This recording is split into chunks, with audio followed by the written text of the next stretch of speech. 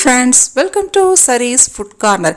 நாம் இன்றைக்கி ரொம்ப ஹெல்த்தியான கருவேப்பிலை பொடி எப்படி பண்ணுறதுன்னு பார்க்க போகிறோம். அதுக்கு முன்னாடி எங்கள் சேனலை இது வரைக்கும் சப்ஸ்கிரைப் பண்ணாதவங்க சப்ஸ்கிரைப் பண்ணிக்கோங்க.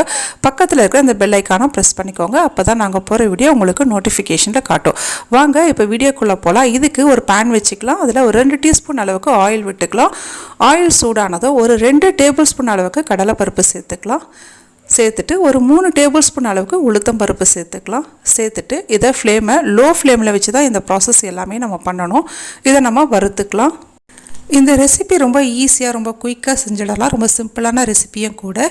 இப்போது இது கொஞ்சம் வறுப்பட்டாச்சு. இது கூட நம்ம ஒரு 3 டேபிள் ஸ்பூன் அளவுக்கு தனியா சேர்த்துக்கலாம். தனியாக சேர்த்துட்டு ஃப்ளேமை நல்லா லோ ஃப்ளேமில் வச்சுட்டு நல்லா ஒரு பொன்னிறமாக வர அளவுக்கு நல்லா நம்ம இதை வறுத்துக்கலாம். இதை பொறுமையாக செய்யணும். அப்போ தான் ஃப்ளேவர் உங்களுக்கு நல்லாயிருக்கும். பொடியும் ரொம்ப நாள் கெடாமல் நல்லா உங்களுக்கு இருக்கும். ரொம்ப நாள் நிலைக்கும். இது நீங்கள் வெளியில் வச்சா 3 மாதம் வரைக்கும் வச்சுக்கலாம். ஃப்ரிட்ஜில் வச்சா 6 மாதம் வரைக்கும் வச்சு நீங்கள் இதை யூஸ் பண்ணலாம். ஒன்றுமே ஆகாது, நல்லாயிருக்கும். இப்போது நான் இதில் வரமிளகாய் சேர்த்துக்கிறேன். பருப்பு நல்லா பொன்னிறமாக வந்துருச்சு.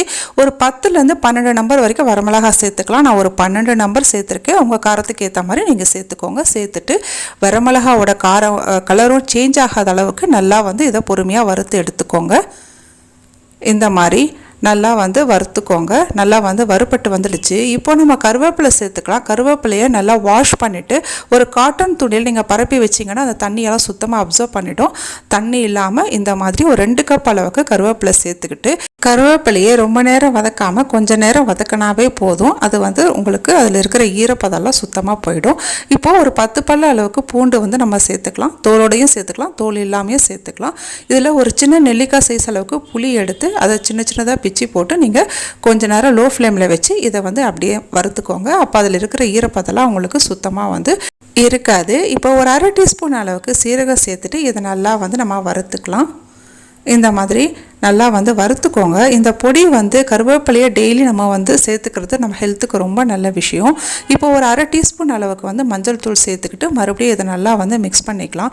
இந்த பொடி செஞ்சு வச்சுட்டு டெய்லி நம்ம ரைஸ் சாப்பிடும்போது ஒரு டீஸ்பூன் அளவுக்கு போட்டு கொஞ்சம் நல்லெண்ணெய் இல்லை நெய் சேர்த்து நீங்கள் மிக்ஸ் பண்ணி டெய்லி சாப்பிடும்போது ஹெல்த்துக்கு ரொம்ப நல்லது. இப்போ இந்த பொடிக்கு தேவையான அளவுக்கு நம்ம உப்பு சேர்த்தாச்சு. ஒரு 1/2 டீஸ்பூனுக்கும் கம்மியாக சேர்த்துட்டு நல்லா மிக்ஸ் பண்ணிக்கோங்க. இந்த பொடி ரைஸுக்கு மட்டும் இல்லை, இட்லி தோசைக்கும் நம்ம பருப்பு பொடி மாதிரி நல்லா சேர்த்துக்கலாம். ரொம்பவே டேஸ்ட் நல்லாயிருக்கும். இப்போ ஸ்டவ் ஆஃப் பண்ணிவிட்டேன். கொஞ்சமாக பெருங்காய பொடி சேர்த்துட்டு இதையும் நல்லா மிக்ஸ் பண்ணி விட்டுக்கலாம். இதில் சேர்த்து நம்ம வறுத்துருக்கிற பருப்பு பாருங்கள், கரியாமல் கரெக்டான ஒரு பக்குவத்தில் நல்லா பொன்னிறமாக வந்திருக்கு. இந்த மாதிரி இருந்தால் தான் உங்களுக்கு ஃப்ளேவர் நல்லாயிருக்கும். இப்போது நல்லா இதை பிளேட்டில் கொட்டி நல்லா ஆற வச்சு நம்ம மிக்ஸி ஜாரில் சேர்த்துக்கலாம். பிளேட்டில் கொட்டி ஃபேன் கீழே வச்சிடாதீங்க, எல்லா கருவேப்பிலையும் பறந்துடும். அதனால் நீங்கள் ஃபேன் கீழே வைக்காமையே இதை நீங்கள் ஆற வச்சு மிக்ஸி ஜாரில் போட்டு மாற்றிக்கோங்க. நல்லா ஆறிடுச்சு. இப்போ நம்ம பொடி அரைச்சிடலாம். ரொம்பவே டேஸ்டான கருவேப்பிலை பொடி இப்போ கொஞ்ச நேரத்தில் ரெடி ஆக போகுது. பாருங்கள், நல்லா ரெடி ஆகிடுச்சு. ஒரு சூப்பரான கருவேப்பிலை பொடி நம்ம ரெடி பண்ணிவிட்டு ரொம்ப ஹெல்த்தியான ஒரு டேஸ்டியான ரெசிபி தான் இது. கண்டிப்பாக உங்கள் வீட்டில் ட்ரை பண்ணி பாருங்கள். ட்ரை பண்ணி பார்த்துட்டு எப்படி இருக்குன்னு எனக்கு கமெண்ட்டில் சொல்லுங்கள். இந்த வீடியோ உங்களுக்கு பிடிச்சிருந்தா எங்கள் சேனலை நீங்கள் மறக்காமல் லைக் பண்ணுங்கள், ஷேர் பண்ணுங்கள், சப்ஸ்கிரைப் பண்ணுங்கள். இதே மாதிரி வேறு ஒரு வீடியோவிலேருந்து பார்க்குறேன். நன்றி, வணக்கம்.